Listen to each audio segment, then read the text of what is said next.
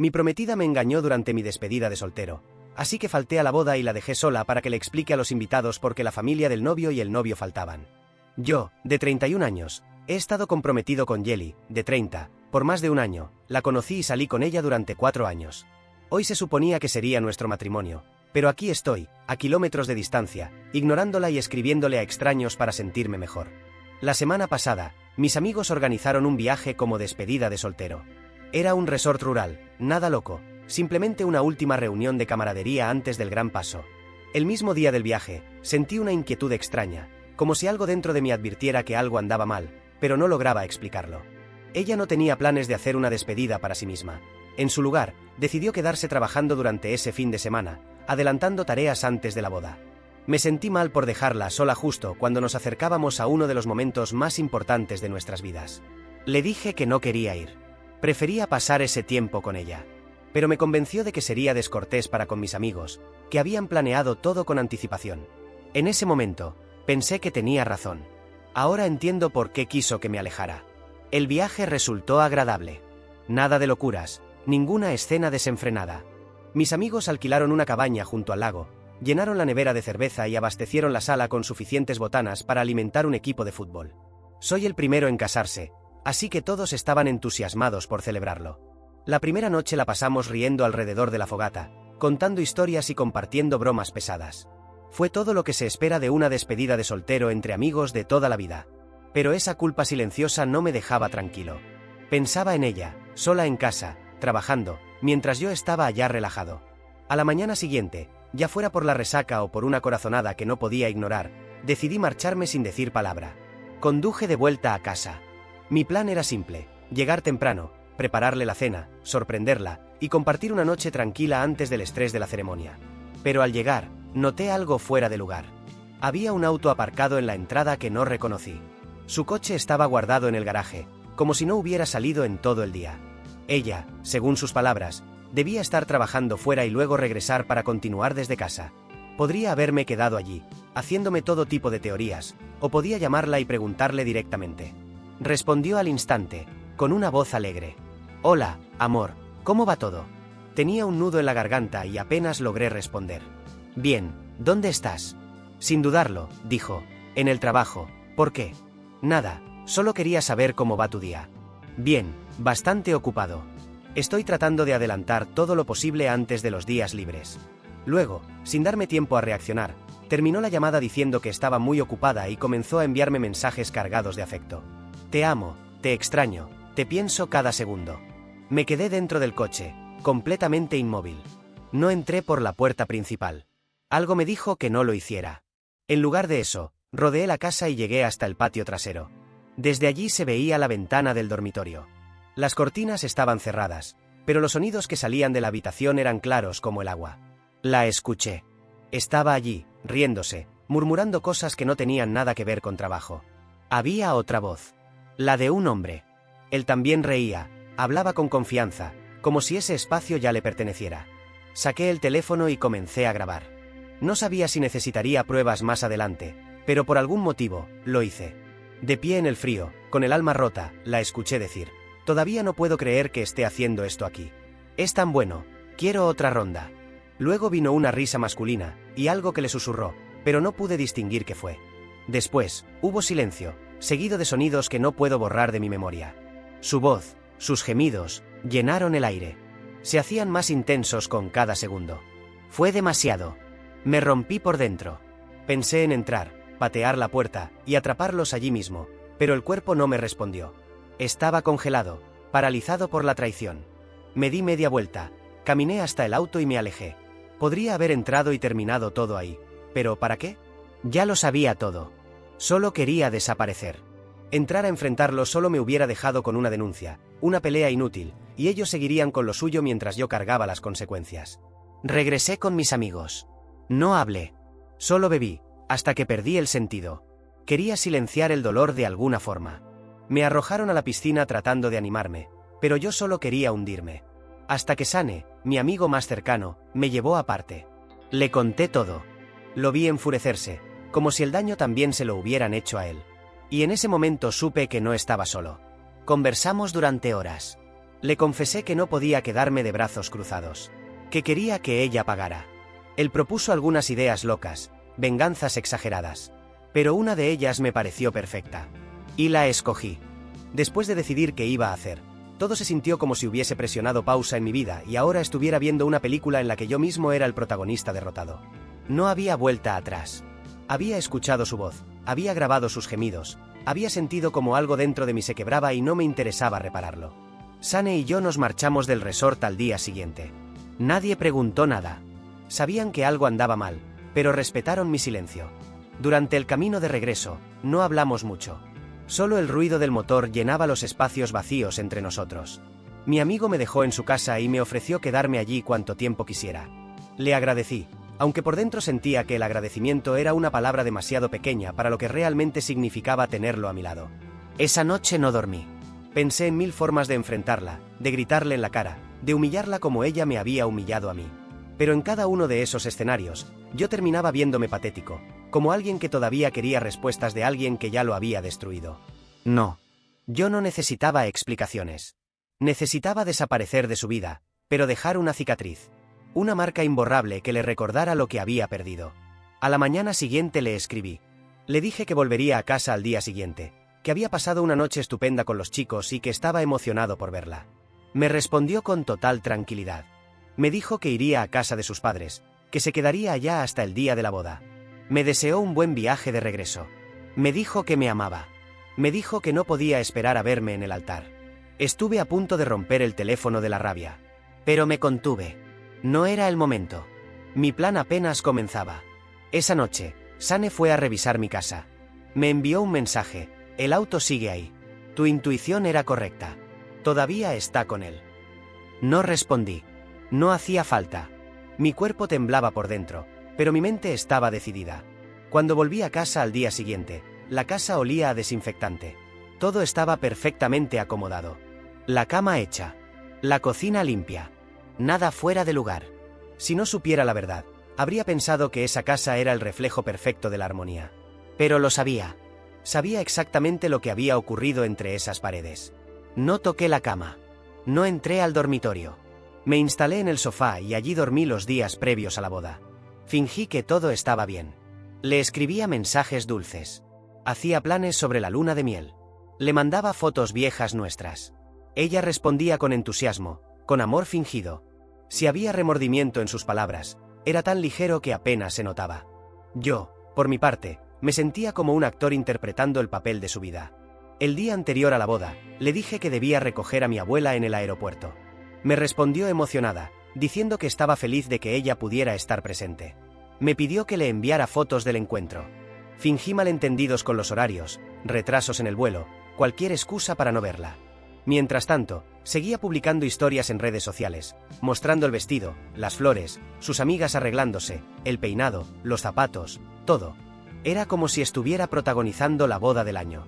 Pero lo que ella no sabía es que el novio ya no estaba allí, que no iba a estar, que su gran día se convertiría en su gran vergüenza. En la madrugada de la boda, empaqué mis cosas en silencio. No quería hacer ruido. Cerré con llave la puerta principal, dejé el anillo sobre la mesa del comedor y salí sin mirar atrás. Conduje durante horas hasta llegar a casa de mi abuela, en otro estado. Ella me recibió con un abrazo largo, sin palabras. La había llamado la noche anterior, pidiéndole que no viajara a la boda, que necesitaba tenerla cerca por algo importante. No preguntó nada. Solo dijo, aquí estaré. Y cumplió. Esa misma mañana, apagué el teléfono. Antes de hacerlo, programé un correo electrónico dirigido a toda mi familia, mis amigos más cercanos, mis colegas. En ese mensaje, les contaba la verdad. Les dije que la boda se cancelaba por motivos personales. Les relaté, con palabras cuidadosas pero firmes, la traición que había descubierto, y cómo no podía unir mi vida a alguien que me había destruido de esa forma. Les pedí que no intentaran llamarme, que no buscaran respuestas, que respetaran mi silencio. Dejé fuera a los amigos en común. No quería darles la oportunidad de advertirle, de protegerla, de arruinar mi única venganza. Ella se merecía enterarse de todo justo en el momento en que estuviera a punto de decir sí. La ceremonia debía comenzar al mediodía. A las 10, Sane me envió un mensaje, ya están todos reunidos. Ella sigue sin saber nada. Está radiante. Publicó una historia con el hashtag #día de ensueño. No respondí. A las 11, volvió a escribir. Acaban de darse cuenta de que tú no estás. Tu madre se acercó a ella a preguntar por ti. Se puso pálida. La señal de celular aquí es mala, pero ya se está dando cuenta de que no hay señal, ni mensajes, ni llamadas. Empezó a buscarte. Se nota en su cara que algo no cuadra. Tu padre está hablando con los invitados. Creo que ya leyó el correo. Cerré el teléfono. No quería más detalles. Imaginé la escena en mi mente y fue suficiente. El vestido blanco, las flores, la música. Todos los invitados esperando que apareciera el novio. Y el novio, lejos de todo, recuperando la paz. Respiré profundo. Por primera vez en muchos días, sentí que podía llenar mis pulmones sin que doliera. No estaba feliz. No había placer en esto. Pero sí había algo que se parecía mucho a justicia. No necesitaba verla llorar. No necesitaba escucharla suplicar. Lo único que quería era que ella nunca olvidara ese día. Que cada aniversario le recordara no una promesa cumplida, sino una consecuencia inevitable. Me senté en el porche con mi abuela. Me sirvió una taza de café y me preguntó si quería hablar. Le dije que aún no. Me acarició la mano y dijo, cuando estés listo, aquí estaré. Me quebré. Lloré. Por fin.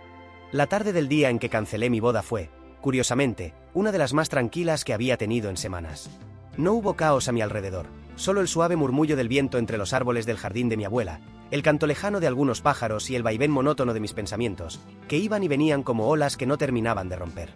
Me senté en el sillón de mimbre de su porche, con una manta sobre las piernas, como si estuviera convaleciente, aunque la enfermedad no era física, sino emocional. El corazón, cuando se rompe de verdad, no sangra. Silencia. Apaga. Se retrae como si quisiera esconderse. No pensaba en Yeli como una mujer malvada. Pensaba en ella como alguien que había elegido lo más cómodo, lo más tentador, lo más egoísta, sin importarle a quien destruía por el camino. Y por más que una parte de mí la odiara, otra parte seguía intentando entender por qué. ¿Por qué arriesgarlo todo? ¿Por qué destruir 4 años de historia por unas horas de placer? No podía responderme. Y quizás era eso lo que más dolía. No tener una razón lógica, algo que me diera una explicación. Solo tenía una certeza, ya no era mía. Nunca lo fue del todo. Esa noche, Sane volvió a escribirme. Esta vez, el mensaje era corto, no tienes idea de lo que pasó. Dudé. No quería saber más. Pero algo dentro de mí necesitaba entender la magnitud de lo que había hecho. Le pedí que me llamara. Contesté con el corazón acelerado. Sane estaba entre exaltado y divertido. Me dijo que cuando se confirmó que yo no iba a llegar, que el novio había desaparecido, la noticia corrió como pólvora. Los invitados comenzaron a murmurar, la madre de Yeli empezó a llorar, el padre gritaba por teléfono intentando localizarme. Yeli estaba petrificada. En shock. Según Sane, parecía que el alma se le había salido del cuerpo. Y entonces, una de las damas de honor, que al parecer sabía más de lo que decía, tomó el micrófono que estaba listo para la ceremonia y soltó la bomba. Tal vez el novio no vino porque descubrió lo que hiciste en su propia casa con otro tipo mientras él estaba en su despedida. Sane me dijo que el silencio fue sepulcral.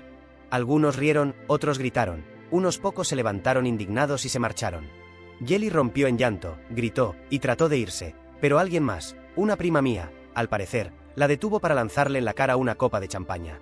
No supe si reír o llorar. Todo eso parecía tan surreal que por un momento dudé si no lo había soñado. Después del escándalo, la ceremonia fue oficialmente cancelada. No hubo banquete. No hubo fiesta. Solo caos, decepción y el sonido de una vida que se venía abajo en público. Sane me dijo que no había sentido tanta adrenalina desde la secundaria. Pero por sobre todo, me confesó algo que no esperaba. Ella no parecía arrepentida. Parecía humillada. Pero no por el dolor que te causó, sino por haber sido expuesta. Ese detalle me caló hondo. Porque si había algo que secretamente esperaba, era que en algún rincón de su corazón, Yeli se sintiera culpable. Que entendiera la dimensión de lo que había hecho. Pero no. Lo único que le dolía era haber quedado en evidencia. Su ego. Su imagen. No mi dolor. Colgué y me quedé mirando la nada. Mi abuela, como siempre, apareció en silencio con un té caliente y una rebanada de pan con mantequilla. No dijo nada. Solo me acompañó. Me pregunté cuántas veces ella habría visto este tipo de cosas en la vida. Infidelidades. Bodas destruidas. Amores falsos. Y sin embargo, allí estaba, sólida, serena. Me preguntó si quería quedarme unos días más. Le dije que sí. Me ofreció una habitación, pero preferí seguir durmiendo en el sofá. Me sentía más cómodo allí, como si el cuerpo no quisiera comodidad, sino penitencia. Esa noche, revisé mi correo. Cientos de mensajes. Algunos de apoyo. Otros de incredulidad. Algunos me preguntaban si era una broma. Otros me ofrecían ayuda para demandarla, para hacerla pagar legalmente. Uno de los mensajes era de mi jefe. Me daba unos días de licencia con goce de sueldo y me pedía que tomara el tiempo que necesitara. Otro era de una amiga que no veía hace años. Me escribió algo que no esperaba. Vi tu mensaje. Sé que esto debe doler, pero algún día vas a agradecer no haber dado ese paso con la persona equivocada. El matrimonio no es un acto, es un destino. Y mejor detener el tren antes de que se descarrile con alguien más dentro. Ese mensaje me hizo llorar otra vez. Porque era verdad. Porque, en el fondo, sabía que lo que había hecho no era venganza. Era libertad. Había evitado una condena emocional. Una vida basada en mentiras. Un matrimonio condenado al fracaso desde antes de empezar. Pasaron los días. No supe más de Yeli. Me dijeron que se había refugiado en casa de sus padres. Que algunos familiares intentaron justificarla. Que otros la señalaron sin piedad. Que el tipo con el que la descubrí desapareció como un fantasma. Nadie supo su nombre. Nadie lo volvió a ver. Tal vez solo era alguien de paso. Un error momentáneo. Pero un error que lo cambió todo. Una tarde, mientras caminaba por el jardín con mi abuela, ella me preguntó, ¿volverías con ella si te lo pidiera? La pregunta me dolió como si me clavaran una espina. No respondí de inmediato. Luego dije, no lo sé. Y ella, con esa sabiduría que dan los años, me respondió, entonces ya sabes la respuesta. Cuando uno duda si volver, es porque ya no quiere regresar. Solo teme estar solo. Esa noche lo supe. Estaba listo para comenzar de nuevo. No con otra persona. No con un nuevo amor. Sino conmigo mismo. Porque antes de amar a alguien más, tenía que reconstruirme. Y eso, iba a tomar tiempo. Pasaron 4 días desde lo que debió haber sido mi boda.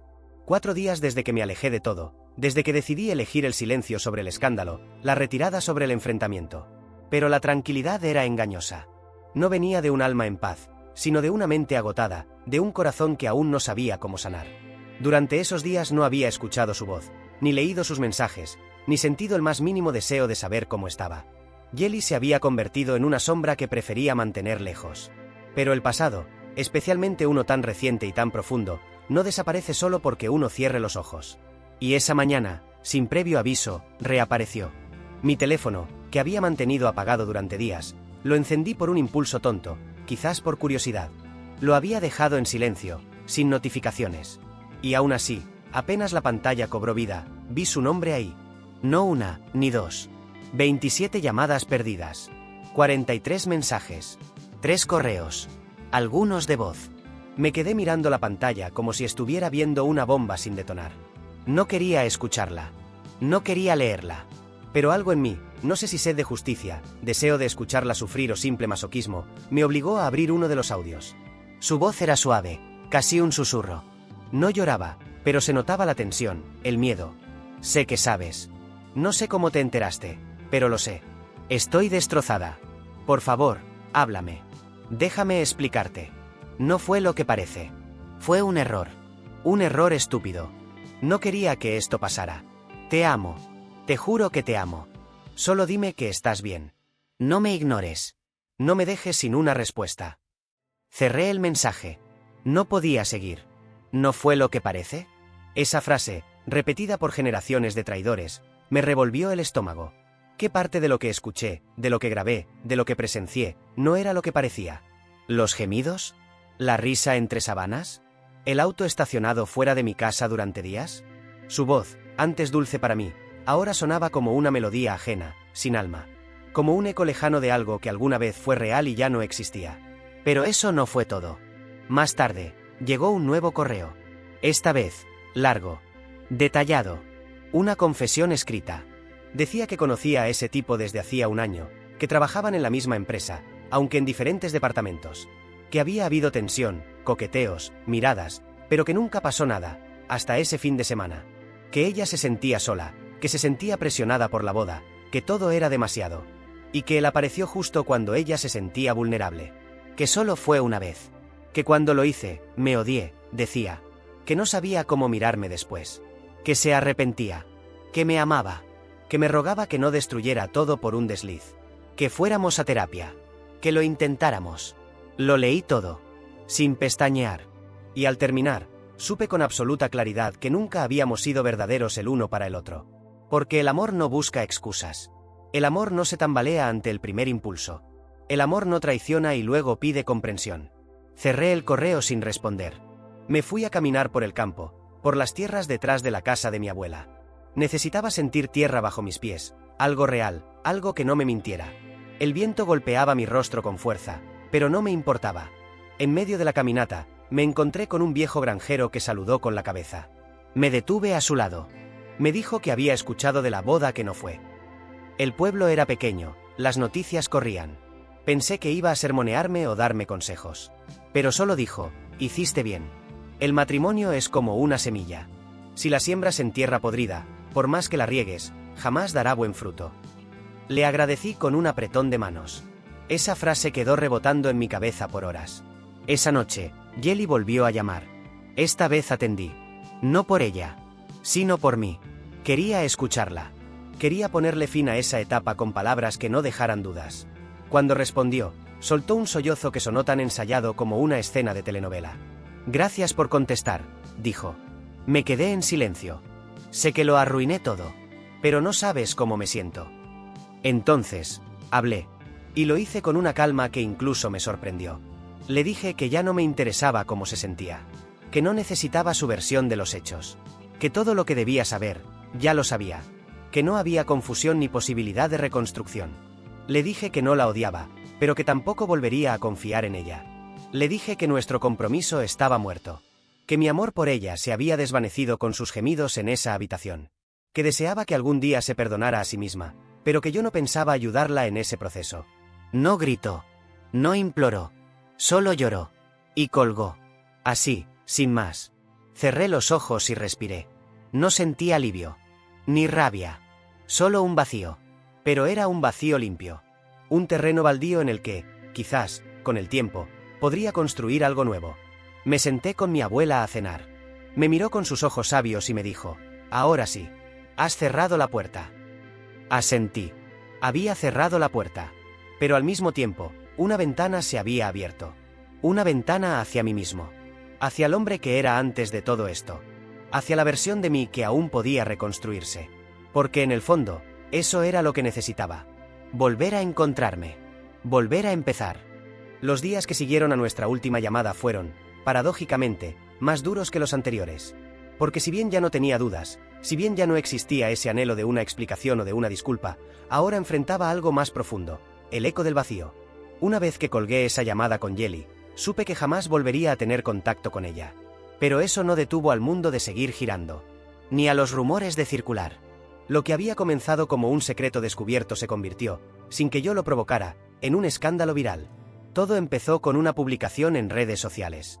Una de las damas de honor, probablemente molesta por lo que había vivido ese día, compartió una imagen del altar vacío, junto al texto, cuando el karma llega con smoking y no aparece. No mencionaba nombres. No daba detalles. Pero Internet no perdona ni olvida. Bastaron pocas horas para que otros asistentes comenzaran a comentar, a compartir, a reconstruir la historia en tiempo real. Capturas de pantalla. Mensajes reenviados. Vídeos del momento en que se anunció la cancelación. Todo empezó a desbordarse. Un amigo me escribió un día después, sorprendido. Bro, ¿esto es sobre ti? Está por todos lados. Un tipo dejó plantada a su prometida porque la pilló con otro justo antes de casarse. Dicen que se fue del estado. Que envió correos a todos los invitados. Es tu historia, ¿verdad? No supe qué responder. No había autorizado nada. No lo había buscado. Pero de alguna manera, la historia se había escapado de mi control. Me sentí expuesto, aunque no me mencionaban por nombre. Al principio, sentí temor. Pero después, cuando empecé a leer los comentarios, algo dentro de mí cambió. Ese hombre hizo lo correcto. Ojalá más personas tuvieran ese valor. Salvarse de una vida con alguien así es una bendición disfrazada de tragedia. La infidelidad debería cancelarse públicamente así. Eran palabras de desconocidos. Personas sin rostro que, sin saberlo, me estaban ayudando a sanar. No estaba solo. No era el único que había pasado por algo así. Y más importante aún, mi historia servía para abrir los ojos de otros. Yeli, por su parte, no corrió con la misma suerte. Aunque nunca mencioné su nombre ni publiqué nada, la gente la reconoció. Al parecer, alguno de los invitados filtró su identidad. Sus redes sociales fueron invadidas. Comentarios, críticas, ofensas. Algunos se pasaron de la raya, debo admitirlo. Otros simplemente la confrontaban. La llamaban hipócrita. La señalaban como traidora. La obligaron a cerrar sus cuentas. Su reputación, su imagen cuidadosamente construida durante años, se desmoronó en cuestión de días. Amigos en común me contaron que la despidieron de su trabajo, que la empresa no quiso verse vinculada a un escándalo tan mediático, que sus padres, avergonzados, dejaron de hablarle por unos días, que incluso su amante, ese tipo cuya voz había quedado grabada en mi teléfono, la bloqueó y desapareció. Estaba sola, y no porque yo lo hubiera planeado, sino porque sus actos la habían empujado al borde del abismo. A veces, la justicia no necesita venganza. Se ejecuta sola. Pero a pesar de saber todo esto, no me sentía feliz. No me alegraba su caída. Solo sentía una confirmación dolorosa. Ella nunca estuvo preparada para el amor real. Nunca entendió lo que construíamos. Lo que yo estaba dispuesto a dar. Y ahora, tampoco entendía cómo enfrentar las consecuencias de lo que destruyó. La diferencia es que yo, en mi dolor, encontré apoyo, manos que me sostuvieron, palabras que me levantaron. Ella, en su culpa, se quedó sola, porque todo lo que la rodeaba era fachada. Decidí cortar completamente con todo lo relacionado a ella. Borré nuestras fotos. Guardé en una caja los recuerdos que quedaban de nuestra vida juntos y los almacené en el fondo del armario de la casa de mi abuela. No los tiré. Aún no podía. Pero no quería verlos. No quería tenerlos cerca. Necesitaba espacio. Necesitaba respirarme. Redescubrirme. Fue en ese momento, en medio de ese duelo silencioso, que una idea empezó a crecer en mi mente. ¿Y si tomaba lo que me había pasado y lo convertía en algo más? ¿Y si mi historia no terminaba en un sofá, con una taza de té y el corazón hecho pedazos? ¿Y si, de alguna manera, podía reconstruirme usando los escombros? Así nació el impulso de escribir. No como catarsis, sino como propósito. Comencé a anotar lo que sentía. No solo lo que Yeli había hecho, sino lo que yo había sentido desde el principio de la relación. Las señales que ignoré. Las veces que me callé para evitar conflictos. Las decisiones que tomé creyendo que eran amor, cuando en realidad eran miedo a estar solo. Redescubrí muchas verdades enterradas. Entendí que no era solo ella la que falló. También yo, al permitir que una relación creciera sobre cimientos frágiles. Mi escritura se volvió rutina. Diario. Refugio. Fueron semanas de reflexión profunda, de desenterrar memorias, de enfrentarme a mí mismo. Y entonces, un día, mi abuela entró en la sala con su viejo computador portátil y me dijo: si vas a escribir todo eso, hazlo bien. Hazlo público. Tal vez otros hombres también necesiten escucharlo. Tal vez no eres el único que se siente así. Dudé. ¿Mostrar mi dolor? ¿Exponerme aún más? Pero algo en mí, quizás esa nueva versión que empezaba a formarse, dijo que sí. Que estaba listo. Y así, sin saberlo, di el primer paso hacia algo que cambiaría todo otra vez. Nunca imaginé que contar mi historia tendría un eco más allá de mí mismo. Nunca pensé que lo que empezó como una forma de sobrevivir al dolor se convertiría en un puente hacia otras personas. Pero así fue. Esa noche, después de que mi abuela me dejara su viejo portátil, me quedé mirándolo por horas. No era un aparato moderno ni rápido. De hecho, apenas encendía. Pero algo tenía ese objeto que me hacía sentir protegido. Era como si lo antiguo del teclado y la lentitud del sistema me obligaran a escribir con calma, a pensar cada palabra, como si estuviera escribiendo en piedra. Abrí un archivo nuevo y comencé. No con la traición. No con Yeli. Sino conmigo. Con la versión de mí que creyó que todo estaba bien cuando en realidad no lo estaba. Escribí sobre mis dudas antes del compromiso, sobre las pequeñas señales que preferí no ver, sobre cómo me convertí en alguien que vivía para agradar, para sostener una relación que muchas veces me dejaba vacío. Luego hablé del viaje, del auto en la puerta, de las voces tras la ventana. Y de lo que sentí al marcharme. No me censuré. Tampoco exageré. Solo conté la verdad. Sin adornos. Sin buscar lástima. Cuando terminé, no supe qué hacer con ese texto. Era largo, crudo, pero auténtico. Una parte de mí quería guardarlo para siempre. Otra, más impulsiva, quería publicarlo de inmediato. Finalmente, lo subí a un foro de experiencias personales. Un lugar anónimo, donde la gente compartía historias reales bajo seudónimos. No revelé mi nombre. No mostré ninguna foto. Solo firmé como el novio fantasma. Cerré la laptop sin expectativas. Ni me quedé a ver si recibía respuestas. Solo dormí, por primera vez en semanas, con una extraña sensación de alivio. A la mañana siguiente, cuando abrí el correo del foro, mi bandeja estaba repleta. Cientos de mensajes, comentarios, reacciones, personas que me daban su apoyo, que compartían sus propias historias, que me agradecían por haber dicho lo que muchos no podían poner en palabras. Algunos eran hombres traicionados. Otros, mujeres que habían estado del otro lado, y confesaban haber perdido al amor de sus vidas por decisiones impulsivas. Uno me escribió: hermano, tu historia me salvó. Iba a casarme este fin de semana con alguien que me ha hecho dudar por años. Tu texto fue la bofetada que necesitaba para abrir los ojos. Otro dijo: yo fui la Yeli de la historia. Y he vivido con la culpa por años. Leer tu relato me hizo enfrentar lo que negaba. Me quedé en silencio. Estaba conmovido, abrumado, y algo más, inspirado. Lo que comenzó como una liberación personal se había convertido en un espejo para otros. Ese día, por primera vez en semanas, salí solo a tomar un café. Era una cafetería pequeña en el centro del pueblo, atendida por una mujer mayor que me reconoció como el nieto de la señora Adela. Me sirvió una taza caliente y me sonrió sin juicio. Me senté junto a la ventana y abrí la laptop. La historia seguía creciendo. Había sido compartida en otros foros, incluso en redes sociales. Algunos influencers hablaban del caso del novio que se fue sin decir adiós. Algunos lo trataban como una leyenda urbana. Otros, como una inspiración. No podía creerlo. Un usuario me escribió desde Argentina. Otro desde Alemania. Uno más desde Colombia. El dolor era universal. Pero también lo era la necesidad de sanar. Más tarde, Sane me llamó. Su voz sonaba entre orgullosa y divertida. Bro, ¿viste lo que lograste? Tu historia es tendencia. ¿Qué se siente ser una leyenda anónima? Me reí. Por primera vez, me reí de verdad. Le dije que aún no lo asimilaba. Me dijo algo que no olvidé. Tu historia la rompieron en pedazos, pero tú decidiste reconstruirla con palabras. No cualquiera hace eso. Esa frase se quedó conmigo. Porque era cierto. Podía haberme encerrado. Podía haberme vuelto cínico. Podía haberme convertido en alguien frío, desconfiado, incapaz de volver a creer en nadie. Pero en cambio, había decidido convertir mi dolor en algo útil. En un faro para otros que también estaban perdidos. Al volver a casa, mi abuela me esperaba con una sonrisa. Me abrazó fuerte.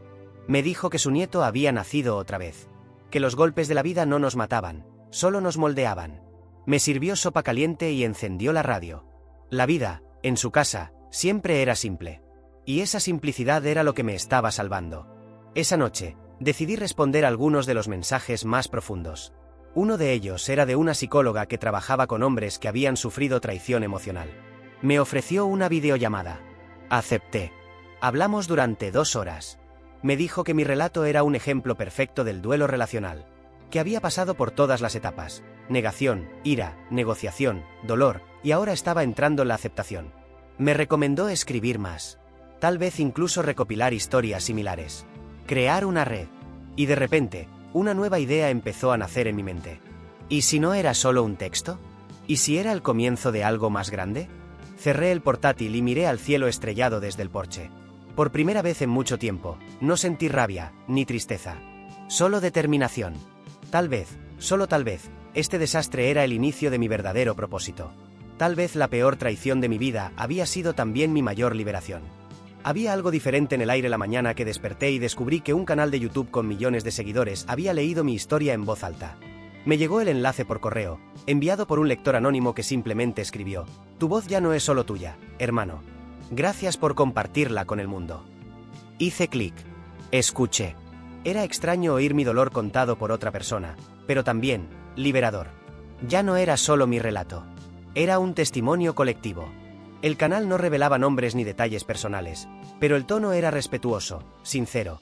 Al final, el narrador invitaba a sus oyentes a reflexionar, a valorar las señales antes de comprometerse, a recordar que el amor verdadero nunca nace de la mentira.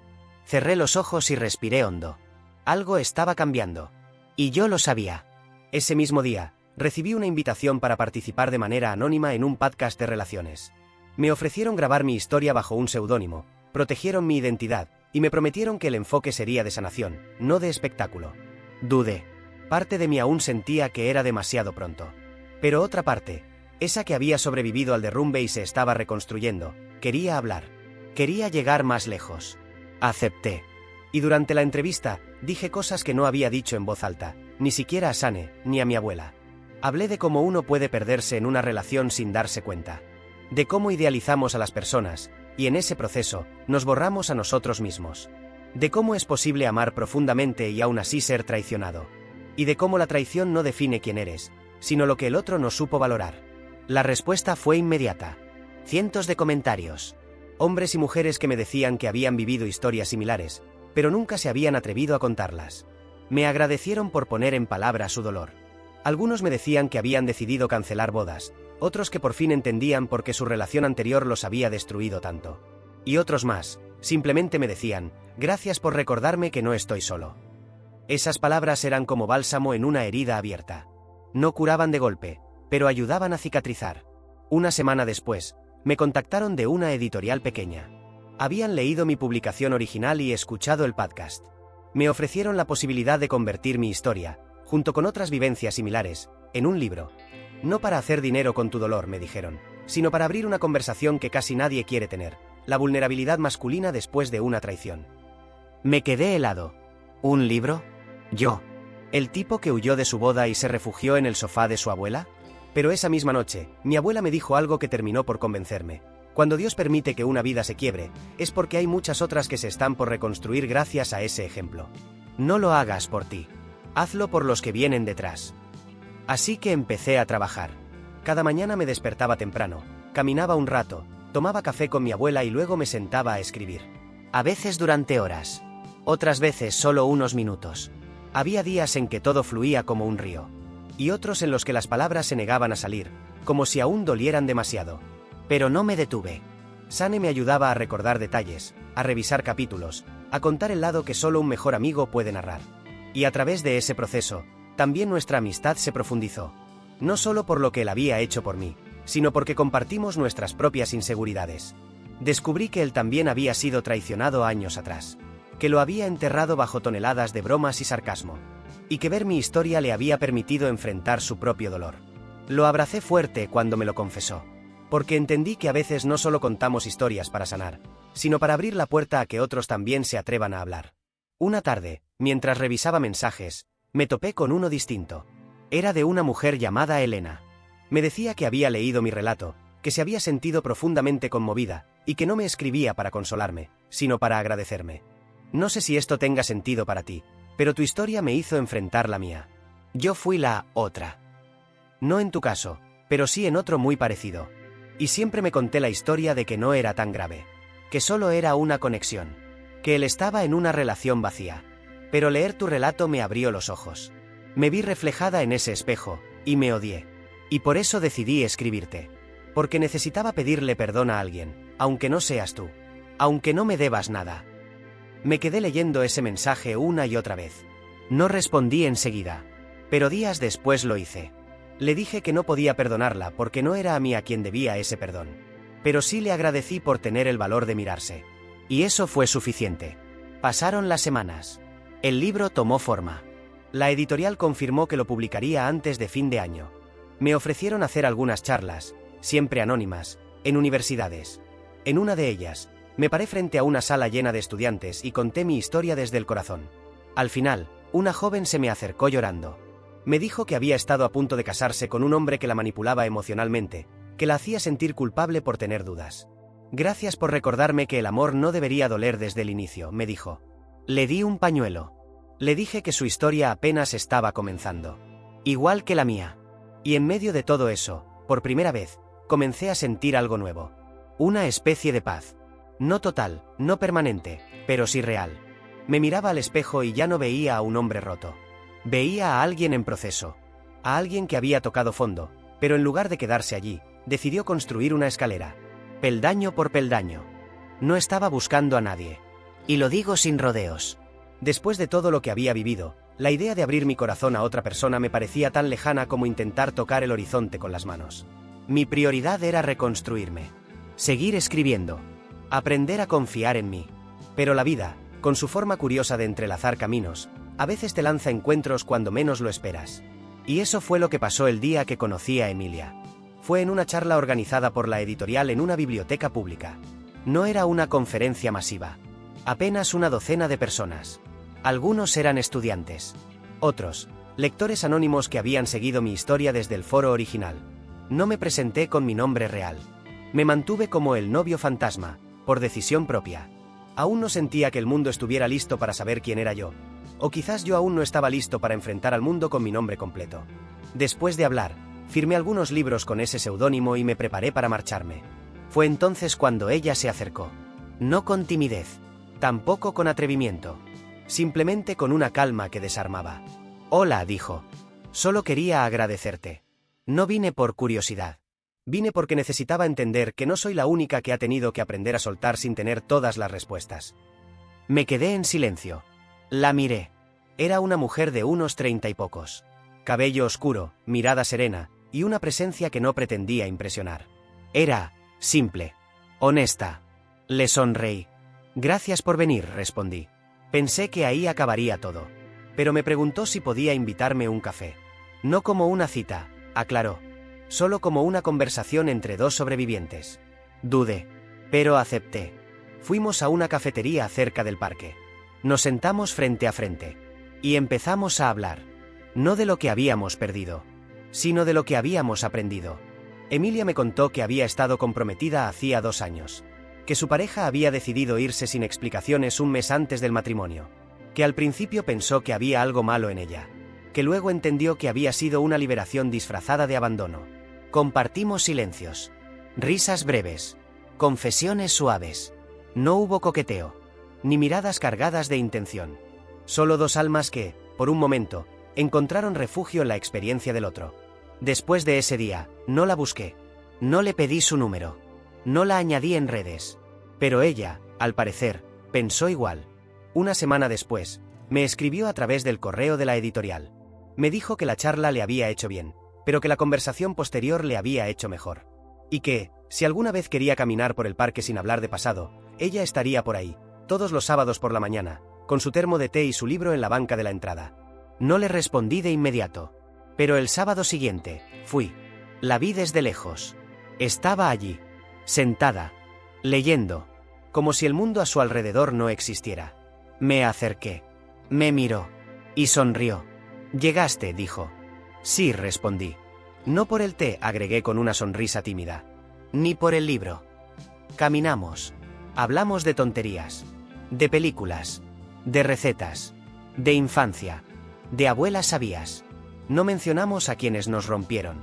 No hablamos de traiciones.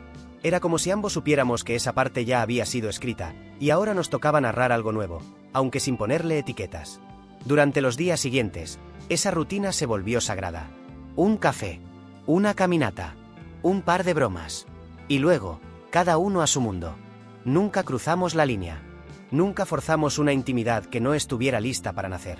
Pero había algo, cálido, verdadero. No pasión, no deseo, presencia. Y eso, para alguien que había vivido una ausencia tan dolorosa, era suficiente. Un día, mientras caminábamos bajo los árboles anaranjados del otoño, le pregunté qué pensaba del amor después de todo. Emilia me respondió sin mirar: «El amor no debería doler antes de florecer. Si te sangra al sembrar, no es amor. Es sacrificio mal dirigido». Me quedé mudo. Era exactamente lo que yo no sabía cómo decir. No sé en qué momento exacto empecé a sentirme diferente. Tal vez fue una tarde en que me reí sin darme cuenta. Tal vez fue cuando dejé de revisar las redes para ver si alguien más hablaba de mi historia. Tal vez fue cuando dormí 8 horas seguidas y no soñé con lo que perdí. O tal vez fue simplemente que, después de tanto dolor, el alma encontró una grieta por donde colarse de nuevo la luz. Un día, mientras revisaba los últimos capítulos del libro, me detuve en una frase que escribí sin pensar. La traición me rompió. Pero la elección de no quedarme roto me hizo invencible. La leí en voz alta. Y por primera vez, sentí que esa historia ya no me dolía. No como antes. Ahora era solo eso, una historia. Parte de mí, pero no el todo. Esa noche, volví a ver a Emilia. No le dije lo que sentía. No le pregunté lo que sentía ella. Solo le conté lo que había escrito. Y ella me abrazó. Largo. Sin palabras. Sin intenciones ocultas. Solo con esa certeza de que a veces 2 personas se encuentran en los restos de sus propias ruinas y entienden que no hace falta reconstruir todo para comenzar de nuevo. Basta con sentarse entre los escombros, compartir el silencio y esperar a que algo nuevo crezca sin prisa.